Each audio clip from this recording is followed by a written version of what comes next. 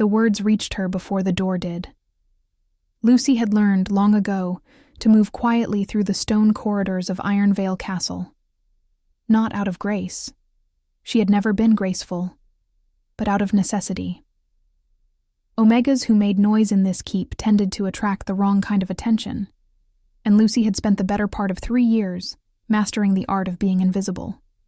Small steps, shallow breath, eyes down. It was a language the castle had taught her without ever speaking a word. She was carrying a wooden tray that night, 2 clay cups of warmed elderflower brew, and a bundle of folded linen she had pressed herself near the hearth in the lower servants' quarters. The wool of her gray cloak smelled faintly of pine smoke and dried lavender, and her long blonde braid had come half loose from its tie, a few strands catching against her cheek in the draft that swept through the corridor from the eastern tower. Her boots, worn thin at the toe, made barely a sound against the cold flagstone floor. She was bringing the brew to the antechamber outside the king's war room. It was her duty most evenings, a small task assigned to her by the head steward, a narrow-eyed beta named Osric, who had never once looked at her with anything other than mild contempt. Omegas serve. That is the sum of their worth. He had not said it aloud in some time, but he had said it enough that Lucy no longer needed to hear it. She carried it with her the way she carried everything else, quietly and without complaint. The door to the antechamber was ajar. She almost didn't stop. She should not have stopped. But the voice coming through the gap was one she recognized instantly. Not because it was warm or kind, but because it was the kind of voice that filled a room without effort, the kind that other voices moved aside for without being asked. Lady Seraphine. Honestly, Ronan, I don't know how you've tolerated her presence this long. A soft laugh, the kind designed to sound effortless. She wanders the corridors like a lost lamb. Half the court doesn't even remember her name.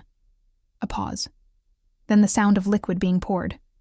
Wine, likely, from the slow, indifferent weight of the silence that followed. She is my wife. The king's voice was low. Not warm.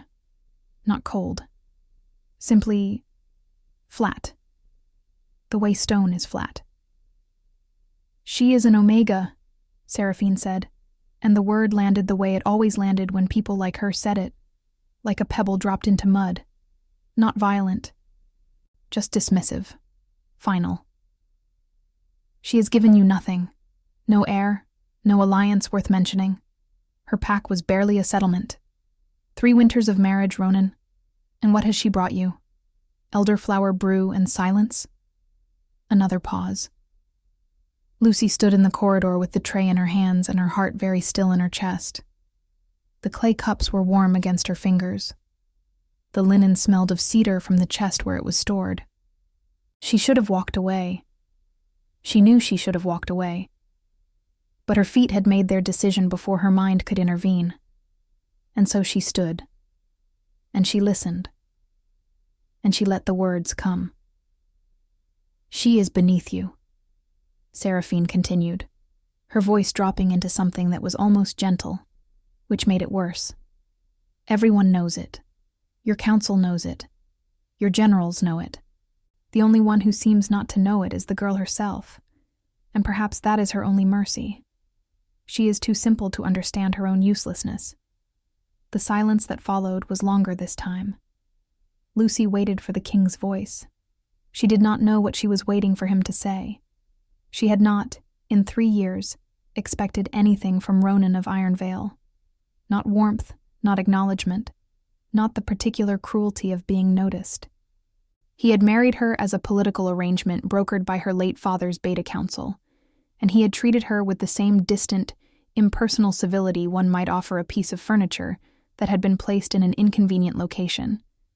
She had told herself many times that this was enough, that neutrality was its own form of safety. But she had never heard his silence stretched across a moment like this one, across a moment where all he had to do was say you are wrong, and said nothing at all. She will be dealt with, was what he said finally. Quiet, almost tired. In time. Dealt with. Lucy looked down at the tray in her hands. The surface of the elderflower brew trembled slightly. From the draught, she told herself. Only the draught. She turned around. She did not run.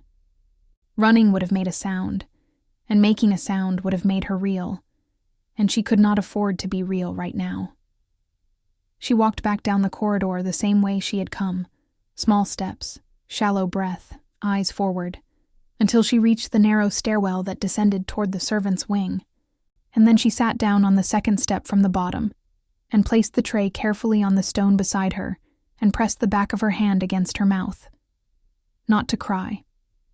She had cried in this castle before, in the early months, when the loneliness had been a sharp and unfamiliar thing. She had learned to stop. Tears drew attention, and attention in this keep was rarely kind.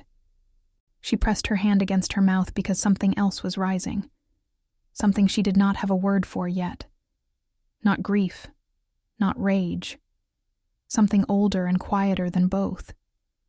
The kind of feeling that lives beneath the surface of a person for years, and only shows itself when the last thin layer of hope has been finally, completely stripped away.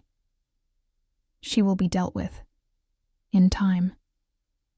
She sat with that for a long moment in the cold stairwell. The smell of pine smoke still caught in her cloak, the elderflower brew cooling slowly in the clay cups beside her. And then she placed both hands flat on her knees, and she breathed.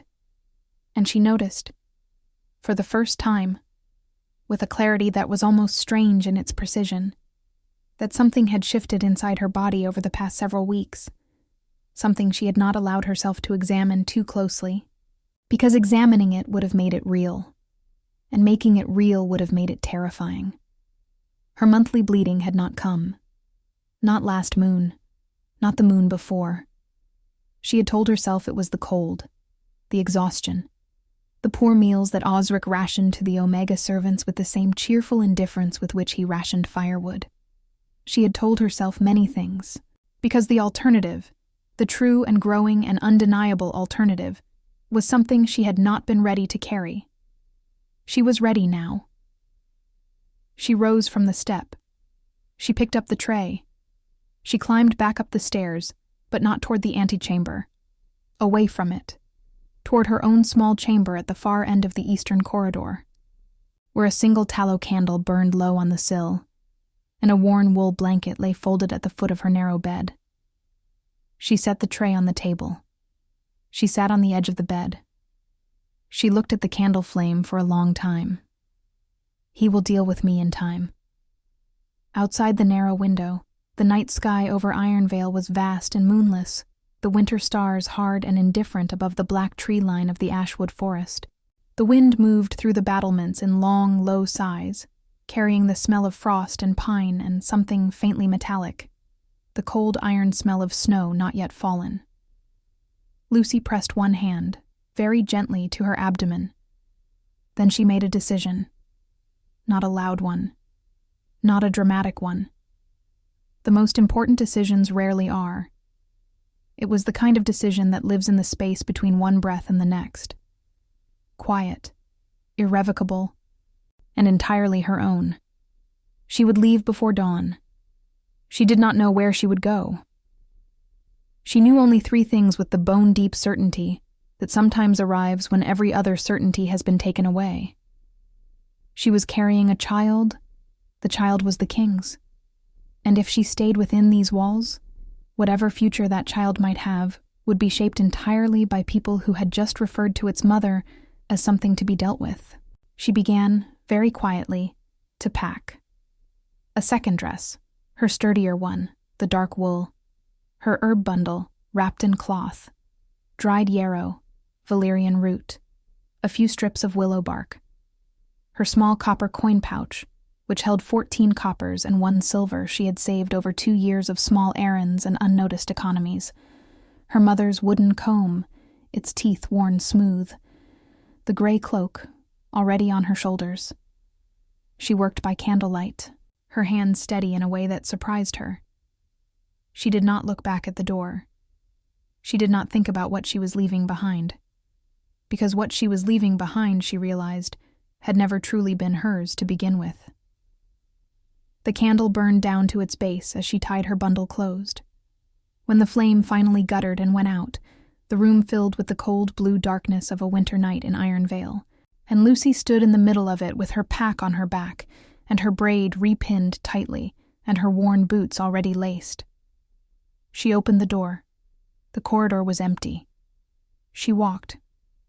The ashwood forest swallowed her whole. Lucy had passed through its edge only once before, 2 summers ago, when a cart carrying medicinal roots had lost a wheel on the forest road, and Osric had sent 3 servants to retrieve the cargo before nightfall. She remembered the way the trees had closed behind the cart path like a curtain being drawn, the canopy so dense that even in daylight the air beneath it was the color of deep water.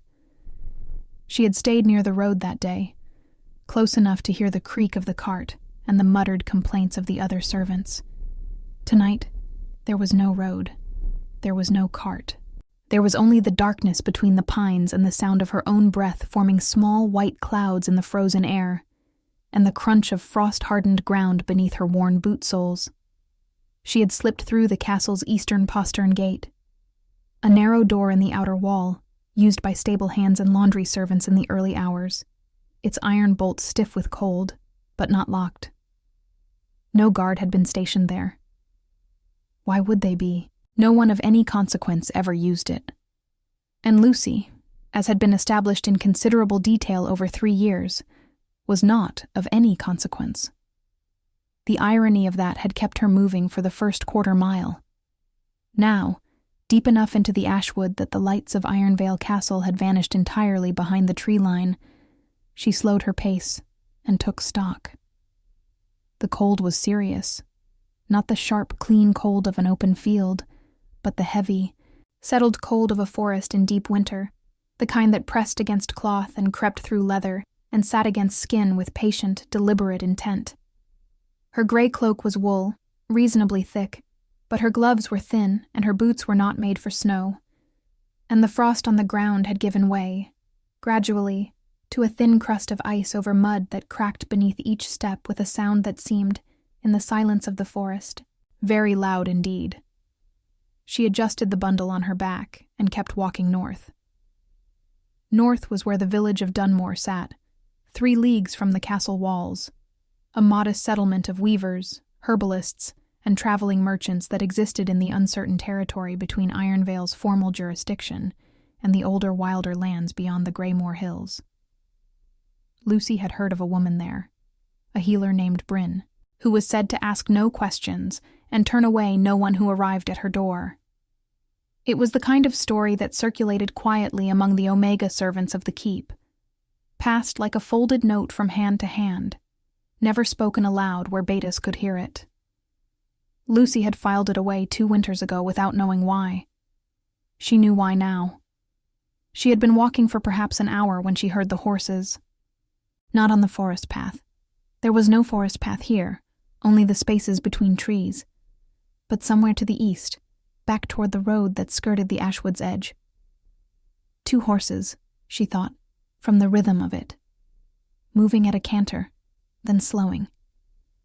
She stopped walking and stood very still between 2 broad pine trunks, her hand pressed flat against the bark, rough and cold and faintly sticky with frozen resin. And she listened. Voices. 2 men, speaking low. She could not make out the words. She told herself they had nothing to do with her. Castle riders traveled the eastern road regularly, even at night, carrying dispatches between Ironveil and the border garrisons. She was not so important that a search would be mounted before dawn. She was not important at all. That was, in this particular moment, an advantage. She waited until the sound of hooves faded south, and then she moved again. The forest thinned slightly as she climbed a low ridge, and for a moment the sky opened above her, vast and black and scattered with winter stars, the same cold stars she had watched from her chamber window an hour ago. She stopped at the ridge's crest and pressed her free hand to her abdomen, a habit already forming. The child was too small to feel, she knew that, too new. But the gesture steadied her in a way she could not entirely explain. "You are the reason I am walking," she thought. "So you had better be worth the cold." She almost smiled. Almost. She was halfway down the ridge's northern slope when the ground gave way. It happened without warning. One moment her left boot was on solid frost. The next it had broken through a thin crust of ice over a shallow creek bed, hidden beneath a covering of dead leaves and snow. And then she was going down sideways, the bundle on her back throwing her balance entirely wrong, and she hit the frozen bank of the creek with her left shoulder and her hip, and skidded a short distance through mud and ice before she came to rest against a snow-covered root as wide around as her waist. She lay still for a moment, breathing hard. Nothing broken. She took inventory carefully, the way the keep's old healer, a weathered Omega woman named Marin, had once taught her. Move each limb in sequence. Note where the pain sharpens and where it simply aches. Her left shoulder ached, deeply but dully, the kind of ache that would bruise and stiffen but would not impede.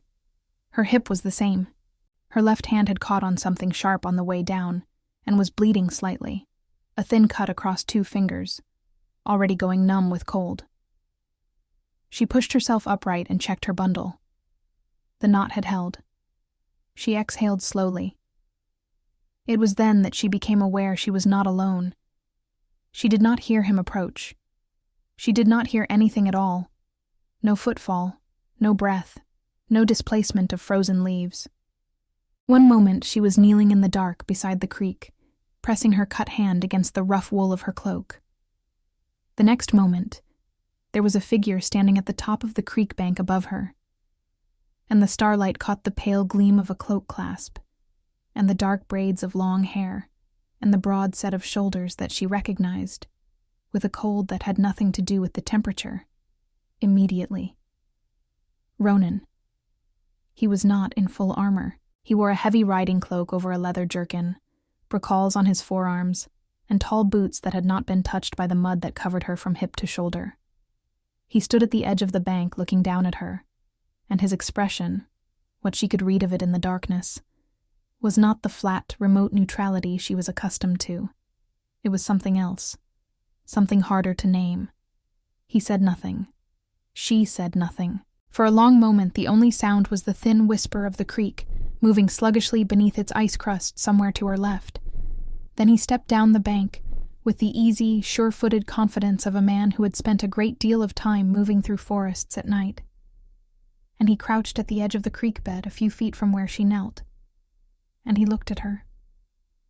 Really looked at her, she thought. In a way she could not recall him ever having done inside the castle walls. His eyes, pale blue and sharp even in the dark, moved from her mud-covered cloak to the bundle on her back to the hand she was pressing against her side. "You're bleeding," he said. His voice was the same as it always was, low, without inflection, the voice of a man who chose his words carefully because he had learned, somewhere along the way, that words had weight. But there was something in it tonight that she had not heard before. Something she could not immediately identify. "It is only a small cut," she said. Her own voice came out steadier than she expected, which surprised her. "I slipped. I can see that." He did not offer his hand to help her up. She did not wait for him to. She gathered her bundle, gripped the root beside her, and pushed herself to her feet, her hip protesting sharply, her shoulder tight, and stood facing him in the creek bed, with mud on her cloak, and frost in her loosened braid, and 14 copper coins in the pouch at her belt. She waited for him to tell her to come back. Instead, he said, "How long have you known?" She went very still. He was not looking at her face anymore. He was looking at the hand she had pressed to her abdomen. The same gesture she had made at the ridge's crest, the private, steadying gesture she had believed no one had seen. She understood then that he had not been following her out of duty, or out of the remote administrative concern of a king tracking a missing servant. He had been following her because he already knew, or had suspected, and the knowing had been enough to bring him out of his warm keep and into the frozen ashwood in the middle of the night, without his guard, without his court, without the careful armoring of distance that he wore inside those walls as naturally as he wore his bracals. The question hung between them in the cold air, white as breath. Lucy looked at him for a moment. The dark braids, the pale eyes, the faint scar at the corner of his jaw that she had noticed, in passing, 100 times without ever allowing herself to examine. She thought of the antechamber door, and the voice behind it, and the word dealt with spoken in the flat, tired tone of a man describing a task on a list. "Long enough," she said, and she held his gaze, and did not look away, and waited to see what kind of man he was going to be. He did not speak immediately. That was the thing about Ronan of Ironveil that Lucy had observed over 3 years of careful peripheral attention. He did not fill silences the way other powerful men did. He did not rush to assert himself into the empty space between words.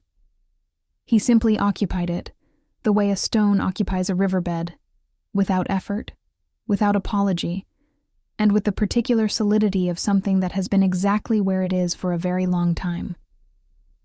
She had once thought this quality was indifference. Standing in the frozen creek bed with mud drying on her cloak, and her cut fingers going stiff with cold, she was no longer certain that was the right word for it. "You were not going to tell me," he said finally. It was not a question. "No," she said. She saw no reason to pretend otherwise. Pretending required energy she did not currently have, and she was saving what remained for the 3 leagues between here and Dunmore. Something shifted in his expression. Not quite a flinch, but close to one. The small, involuntary tightening of a muscle near the jaw that a person makes when something lands harder than expected. "Where were you going?" he asked. "North." North is a direction, not a destination. It was sufficient for tonight. He looked at her for another long moment. Then he straightened from his crouch and stood to his full height, and the starlight above the ridge caught the dark fur of his cloak's collar and the iron clasp at his throat, and he was very large in the way that the ashwood itself was large, not threatening, precisely, but simply occupying more of the world than other things. "You heard us," he said, "in the antechamber." She had expected the question, but the plainness of it still cost her something. She kept her chin level. "Yes." "How much?" "Enough," she said, for the second time in as many minutes. Then, because the cold was making her tired, and tired people sometimes said true things before they could stop themselves. She said I was too simple to understand my own uselessness. You said I would be dealt with, in time. She paused. I decided not to wait to find out what that meant. The silence that followed this was a different kind of silence than the ones that had come before it. Heavier, less clean.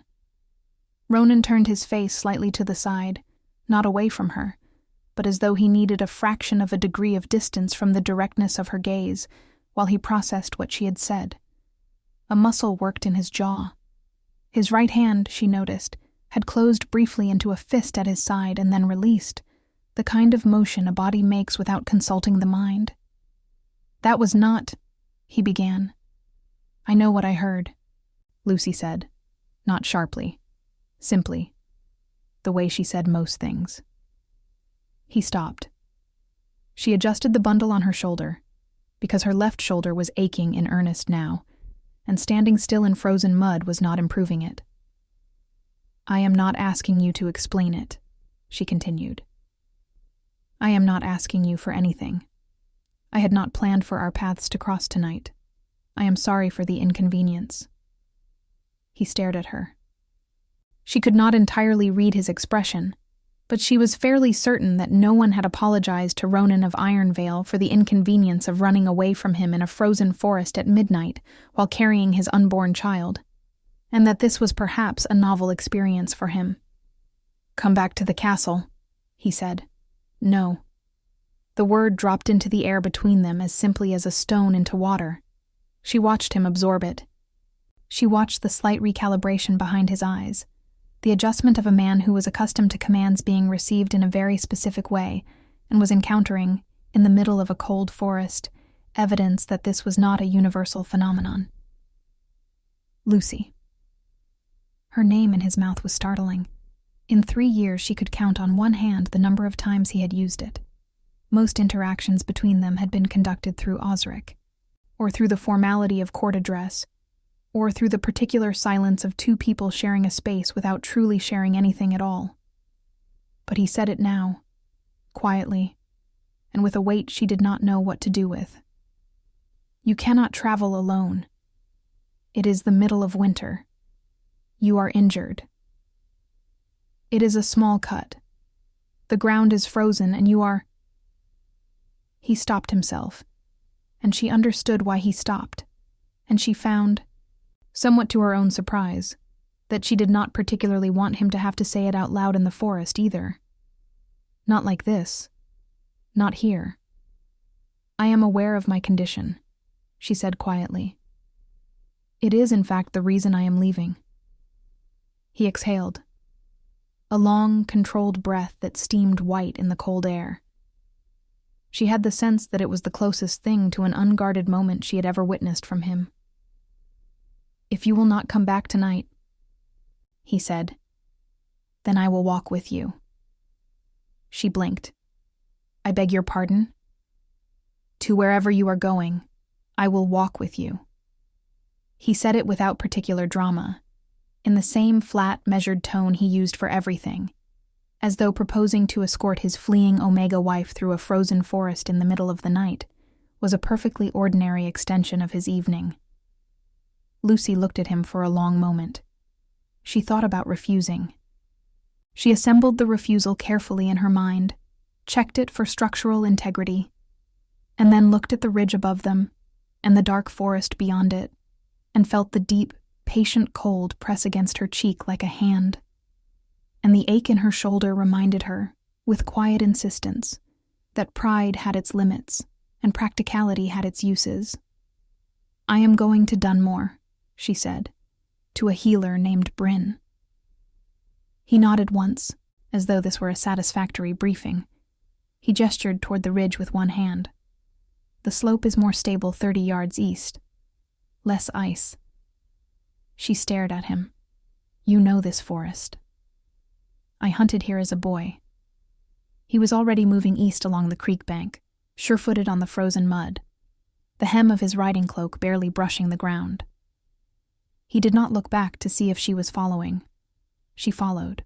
They walked in silence for a time, and it was a strange silence, not the silence of the castle, which had always felt to Lucy like the silence of a held breath, of things deliberately not said. This was quieter than that.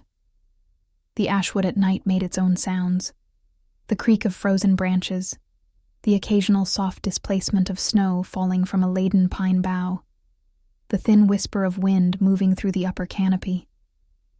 Beside these sounds, the silence between two people walking felt almost natural. She was aware of him in a way she had not allowed herself to be inside the castle walls. The breadth of his shoulders, the way he moved, not loudly for such a large man, but with the contained, deliberate energy of something that had learned to moderate its own force. The dark braids at his back catching the faint starlight filtering through the canopy above. She looked away. The child, he said, after perhaps 20 minutes of walking. His voice was careful. When did you know for certain? She considered how much to answer. Then, tonight, sitting on the stair with the tray. She paused. I had suspected for some time. I was not ready to be certain. He was quiet for a moment. Then, and if you had not heard what you heard tonight, would you still have left? It was, she thought, the most honest question he had ever asked her.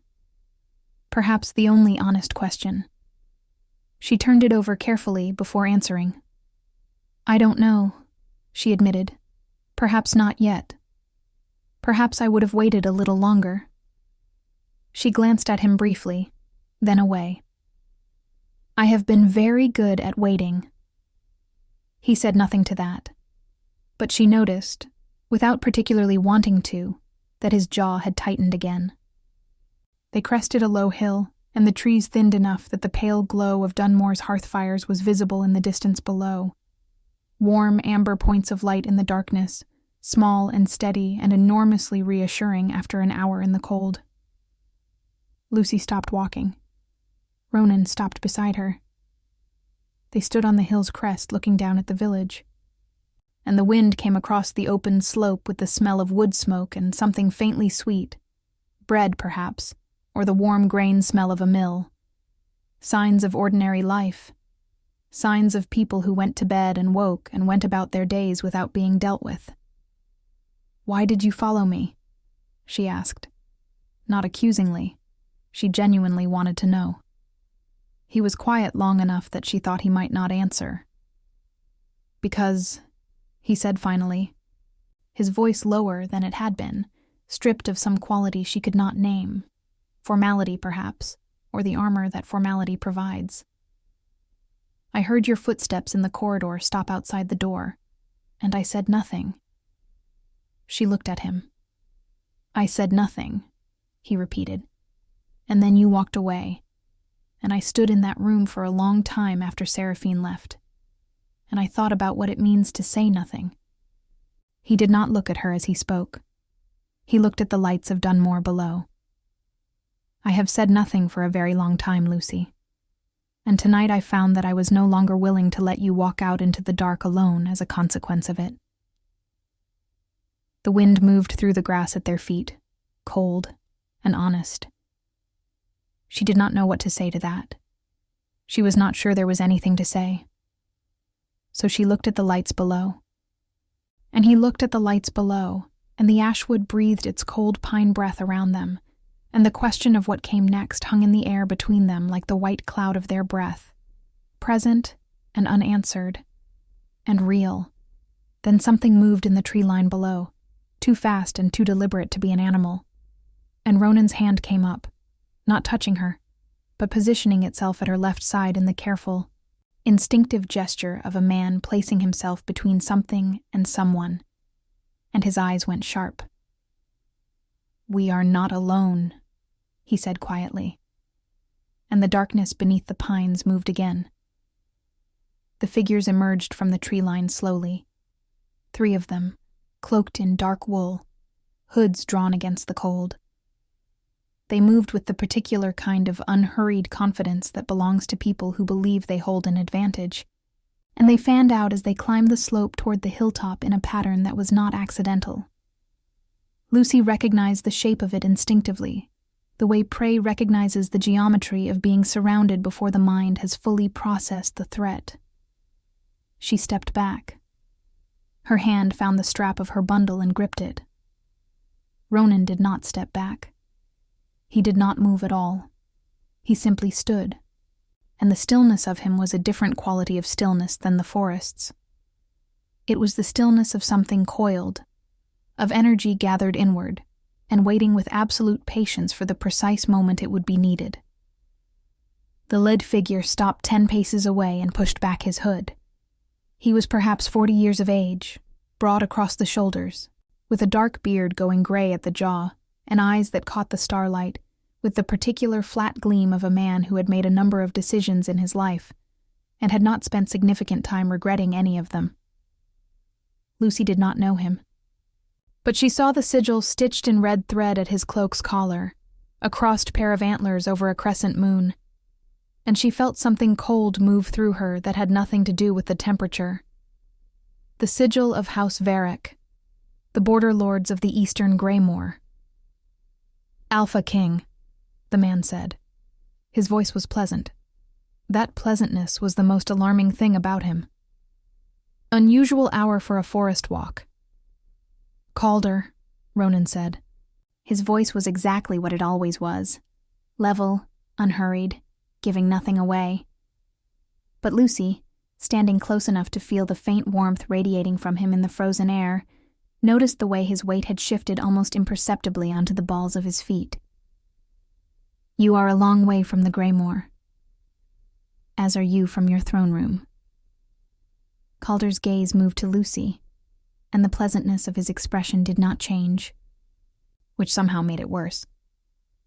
"And you have brought your little Omega wife. How unexpectedly sentimental." "State your business," Ronan said. "My business." Calder tilted his head slightly, as though considering the phrasing. "My business is an old one, my king. Older than your father's reign, in fact. It concerns certain agreements made between House Varric and the Crown of Ironveil. Agreements that your father honored and that you have chosen, these past 3 years, to quietly set aside." He paused. "We have come to renegotiate. In a forest, at midnight, with 3 armed men. I find that the most honest conversations happen away from courts." Calder smiled, a genuine smile, almost warm. "The stone walls and the candle smoke make men say one thing while meaning another. Out here, everything is much clearer." Lucy was watching the 2 men to Calder's flanks. They had not drawn weapons, not yet, but their hands were positioned in the way of men who were comfortable drawing them and were simply waiting for a signal. The one on the left was younger, with a narrow face and a restless energy about him that she instinctively trusted less than Calder's cultivated ease. The one on the right was older, heavier, and completely still in a way that reminded her uncomfortably of Ronan himself. She looked at Ronan's profile. He was watching Calder with the full, flat attention of a wolf that has heard something move in tall grass and is deciding whether it is a rabbit or a threat. "The agreements your father made," Ronan said, "were made under conditions that no longer exist. House Varric swore its eastern territories to Ironveil in exchange for military protection and trading rights. Those rights were honored for 11 years. What your father did with the eastern territories during that time," a slight pause, measured, "is why those agreements were set aside." Something moved beneath the pleasantness of Calder's expression. Not anger exactly, something colder. "My father made difficult choices in difficult times," Calder said. "Your father sold Omega families from 3 settlements to a flesh trader operating out of the Dunmore Pass," Ronan said. His voice did not rise. It did not need to. 47 people, for silver, while flying Ironveil's banner. The hill was very quiet. Lucy had gone completely still. The cold had ceased to exist, or she had ceased to notice it, because the number had hit her like a physical thing, 47. And she was thinking of Marin, the old Omega healer in the castle, who had come from a village east of the Greymoor Pass, and who never spoke of her family, and who had taught Lucy to move her limbs after a fall, and to press herbs against a wound, and who had died 2 winters ago very quietly in her small room in the servants' wing, and had been buried without ceremony in the kitchen garden. She had never known why Marin never spoke of her family. "Ancient history," Calder said, and his pleasant voice had gone carefully flat. "I am not my father." "No," Ronan agreed. "You are the man who has been moving armed riders through the Ashwood since the first snowfall. I have had 3 reports of it. I did not act on them immediately, because I wanted to know what you were building toward." He paused. "Now I know." A silence. Then Calder's hand moved. It was a small gesture, a slight lift of the fingers at his side, the kind of signal designed to be invisible to someone who was not watching for it. Lucy saw it. The young man on the left saw it. His hand went to his belt. What happened next was very fast. Ronan moved with a speed that was simply wrong for his size. The explosive, fluid speed of a shifted wolf's reflexes wrapped in a man's form. And he crossed the distance to Calder's left flank man before the younger man's hand had finished its motion toward the blade at his hip, and then there was a brief, controlled violence that Lucy made herself watch, because she had spent too many years looking at the floor, and she was done with that. And when it was over, the young man was on the ground with his face in the frozen grass, and his arm at an angle that suggested he would not be comfortable for some time, and Ronan was standing over him with no particular expression. The older man on the right had not moved. Calder had not moved either. He was looking at Ronan with the flat, recalculating attention of a man who has played out a scenario in his mind and found that the actual event has diverged from his expectations at a critical point. "You came alone," Calder said. "I came with my wife," Ronan said. Calder's gaze moved to Lucy again. She met it. She did not look away, and she did not look at the ground, and she did not make herself small. Because she was standing on a frozen hillside in the middle of the night with mud on her cloak, and a child she had only just claimed the courage to acknowledge. And she found that the particular exhaustion of 3 years of invisibility had burned away somewhere between the antechamber door and this hilltop, and what remained was something that felt, tentatively, like the skeleton of a self she recognized. "The Omega carries an heir," Calder said. It was not a question. He had seen the same thing Ronan had seen on the ridge, the hand pressed to the abdomen, the particular quality of care. His eyes narrowed slightly. "That changes things." "It changes nothing," Ronan said, "except this. You will take your men back through the Greymore Pass, and you will send a formal petition to my council if you wish to renegotiate your house's standing. You will not conduct business in my forests at midnight with armed riders, and if I receive one more report of Varrock men within Ironveil's boundaries without sanction." He left the end of that sentence empty, which was more effective than filling it. Calder looked at him for a long moment. Then he looked at Lucy once more, not with hunger or with contempt, but with something that was almost worse. The cool, appraising look of a man cataloging a piece's value on a board. "Congratulations on your heir, my queen," he said to her. The pleasantness was back. It sat on the surface of him like oil on water. Lucy said nothing. Calder pulled his hood back up. He bent and gripped the young man on the ground by the collar and hauled him upright without particular ceremony, and the 3 figures moved back down the slope toward the tree line with the same unhurried confidence with which they had arrived, and the darkness of the ashwood received them, and they were gone. The hill was silent. Lucy realized she had been holding her breath. She released it slowly, and it came out in a long white cloud in the cold air, and she became aware again of the ache in her shoulder and the sting of the cut on her fingers, and the deep, bone-level cold of a winter night. Ronan turned to look at her. She looked back at him. "You knew they were there," she said. "Before we stopped on the hill. You knew." "I had suspected since the ridge," he said. "The wind shifted. And you walked down toward them anyway." "I walked down toward the village with you," he said. "They chose to come up." She studied his face in the starlight. The dark braids, the pale eyes, the scar at his jaw. She thought about 47 names. She thought about Marin and her careful, wordless grief. She thought about a man who had stood in an antechamber and said nothing, and who had then walked alone into a frozen forest to find her, and who had just positioned himself between her and 3 armed men with the automatic, unthinking gravity of something she did not yet have a word for. "Calder will not stop," she said quietly. "Will he?" "No," Ronan said. "He will not. Because of the child. Partly." He paused. "And because he has been planning this for longer than tonight. The child simply gives him a clearer target." The word target sat in the cold air between them. Lucy looked down at Dunmore's lights, still warm and steady in the valley below, and then she looked back at Ronan, and she asked the question that had been sitting beneath all the other questions since the moment she had turned around in the stairwell and found him at the top of the creek bank. "What do you want, Ronan?" He was quiet for long enough that the wind had time to move through the grass between them twice. "To fix," he said carefully. "What I should not have allowed to break." It was not a grand declaration. It was not a promise.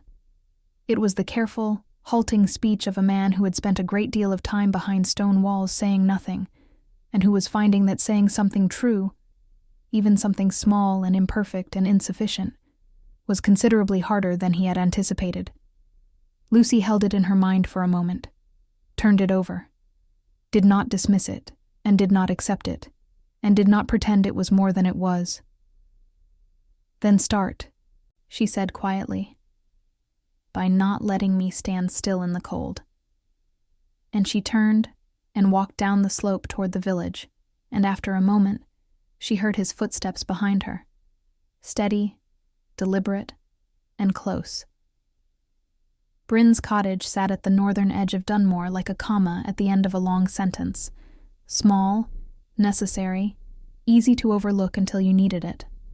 The thatch roof wore a thick cap of snow, and smoke rose from the stone chimney in a slow, unhurried column that bent east in the wind. A bundle of dried herbs hung above the low door, yarrow, rosemary, something darker that Lucy did not immediately recognize. And the faint smell of wood ash and beeswax seeped through the gaps in the old oak planking.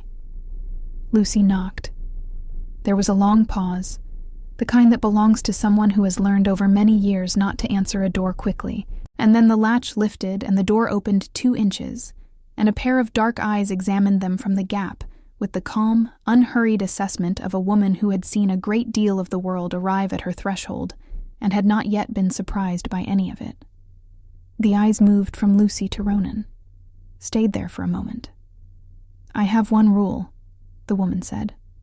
Her voice was low and unhurried, the voice of someone accustomed to being listened to in small, close spaces. "No one bleeds on my floor." "I have a cut hand," Lucy said. "It is not serious." "And him? He is not injured." "I was not asking about injury." The dark eyes returned to Ronan with an expression that managed to be simultaneously respectful and entirely unbothered by who he was. Then the door opened fully, and Bryn stood in the frame, a woman of perhaps 50 years, compact and upright, with gray-streaked dark hair pinned close to her head, and the particular quality of stillness that belongs to people who have spent decades paying careful attention to things other people miss. She wore a heavy linen apron over a dark wool dress, and her hands, Lucy noticed, were the hands of a healer, scarred at the knuckles from years of work, but precise in the way they moved, deliberate and unhurried. She stood back from the door. They went in. The cottage's single room was warm in a way that felt almost startling after the cold outside. A deep, settled warmth that came from a fire that had been burning for hours, layered with the smell of dried herbs and rendered tallow, and something savory simmering in the iron pot hung above the hearth. Bundles of dried plants hung from the low ceiling beams in dense rows, and clay pots and stoppered bottles lined the shelves along the east wall with the tidy, purposeful arrangement of a woman who knew exactly where everything was and why. Ronan had to duck to clear the door frame. Bryn gestured to the bench beside the hearth without comment. Lucy sat. Ronan remained standing near the door, which was, Lucy thought, the correct instinct. He filled the room considerably, and the bench was clearly sized for people who were not Alpha Kings. Bryn took Lucy's cut hand and examined it in the firelight, turning it with the same careful, impersonal attention a craftsman gives to a tool that needs assessment. She cleaned the cut with a cloth dampened in something that stung sharply, applied a thick paste of what smelled like yarrow and honey, and bound 2 fingers together with a strip of clean linen, all without speaking. Then she sat back on her low stool and looked at Lucy properly. "How far along?" she asked. "I believe 8 weeks," Lucy said. "Perhaps 9. Bryn nodded slowly, unsurprised. She placed one hand briefly on Lucy's abdomen, a light, professional touch, and was still for a moment in the way of someone listening for something the rest of the room could not hear. Then she nodded again, to herself this time. "Strong," she said simply. Then she looked past Lucy at Ronan. "And you. Sit down. You are making the room feel smaller." A beat of silence. Ronan sat. Lucy looked at her bound fingers. The warmth of the fire was reaching her slowly, working its way through the wool of her cloak and the cold that had settled into her bones over the past hours. And she felt the exhaustion arrive behind it. The deep, accumulated exhaustion of 3 years of holding herself carefully still, of walking quietly, of pressing her hand against her mouth in cold stairwells. It arrived all at once, the way large things do when you finally stop moving. "You are the king," Bryn said to Ronan. It was not a question, and it was not said with deference. It was said the way one states a relevant fact before a practical conversation. "Yes," he said. "And you followed her here?" "Yes." Bryn looked at him for a moment. Then she looked at Lucy. "And you? Are you here because you want to be, or because the cold changed your plans?" Lucy considered the question honestly, which was the only kind of consideration Bryn seemed to invite. "Both," she said. "Though the reasons have shifted somewhat since I left the castle." Bryn made a small sound that was not quite agreement and not quite skepticism. She rose and moved to the shelf along the east wall, selecting 2 clay cups and filling them from a small copper pot near the fire. Something that smelled of ginger and dried apple, and a warmth that was almost sweet.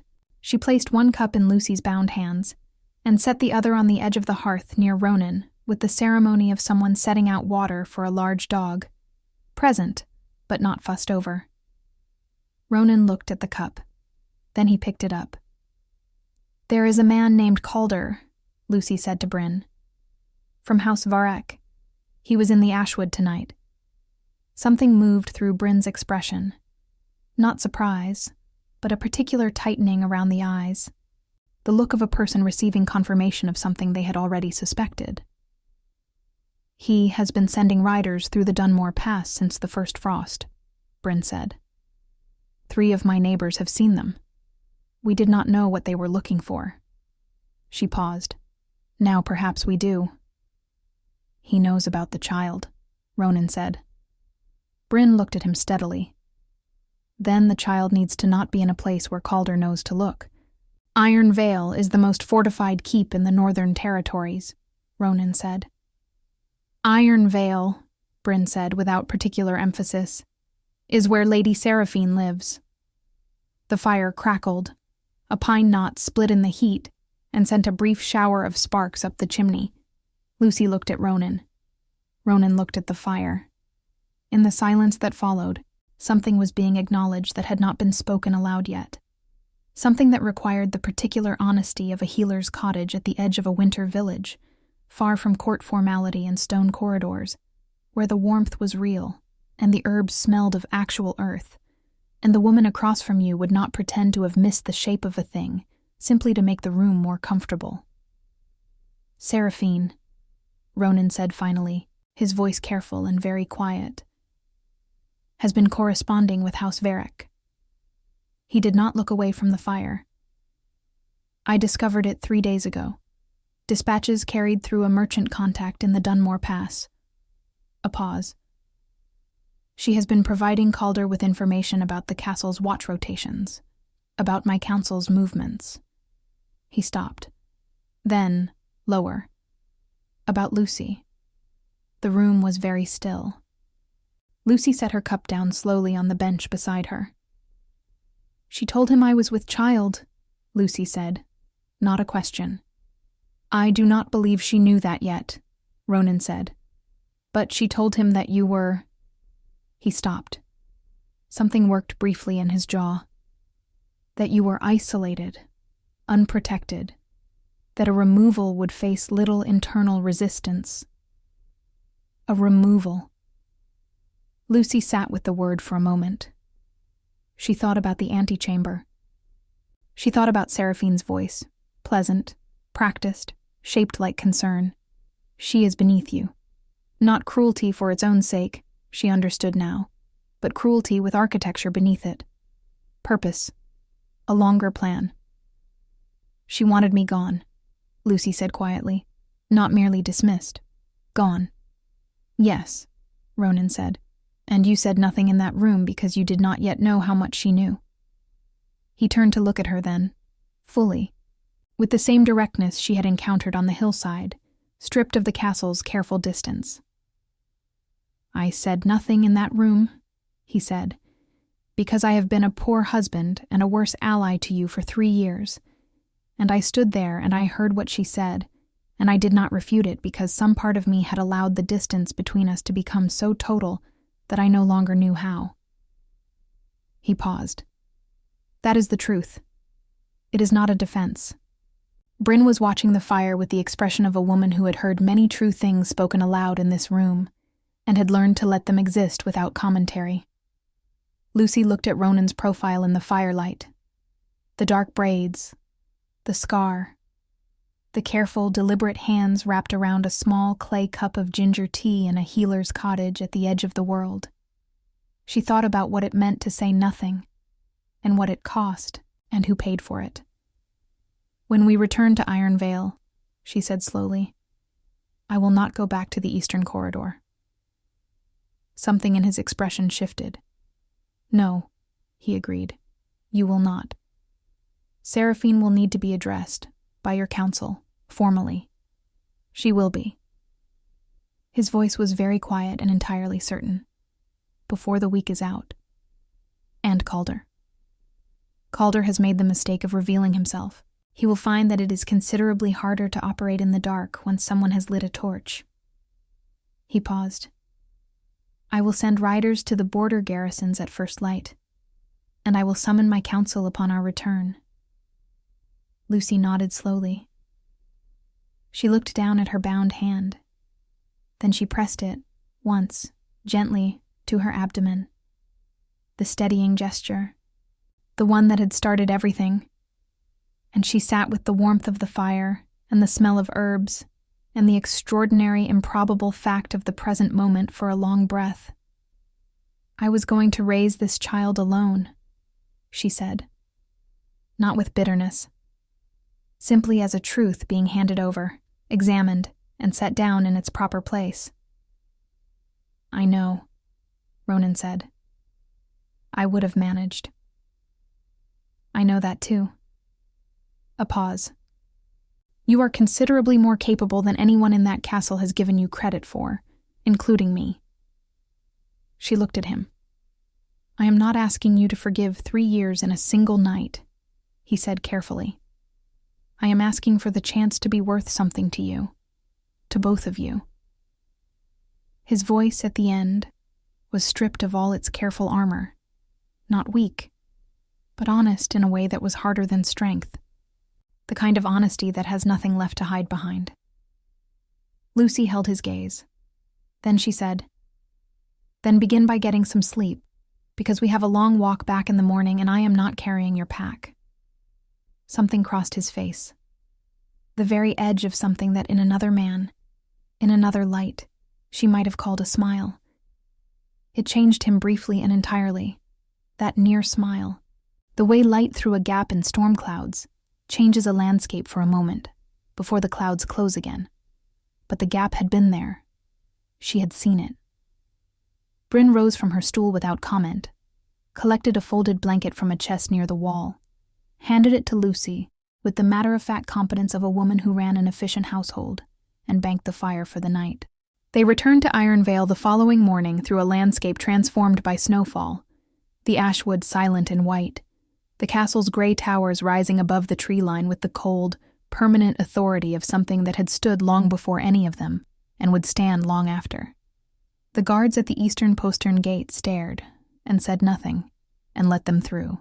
Seraphine was gone from the castle before midday, escorted out by 2 of Ronan's personal guard, her correspondence confiscated and delivered to the council chamber, her room sealed.